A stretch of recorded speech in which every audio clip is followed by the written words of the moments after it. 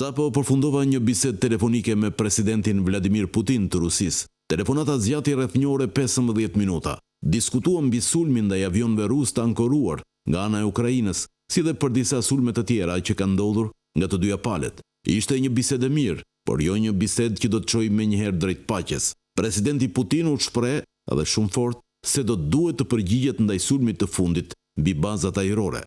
Kjo bisedë midis Donald Trump dhe presidentit rus Putin është kryer edhe nga fakti dhe kryesisht paktën ky është komenti dhe analiza kryesore që bëhet sot në mediat më të rëndësishme të botës, është fakti që dihet tashmë nga shërbimet sekrete amerikane dhe ato britanike që po përgatitet një hakmarrje shumë e fortë ndaj Ukrainës për, po themi, sulmin e aeroporteve me aeroplan strategjik që Ukraina organizoi me dronë dhe saj, dhe si thosh një lloj turpërimi publik që ju bë shërbimet të sigurisë ruse,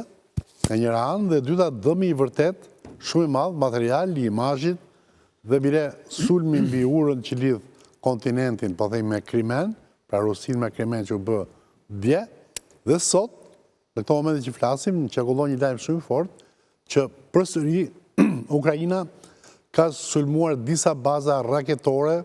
ruse në territorin e Rusisë. Tani duket sikur ankthi për të mos patur një hakmarrje e cila mund të krijojë një reakcion zinxhir dhe në këtë reakcion zinxhir të përfshihen edhe vende të tjera për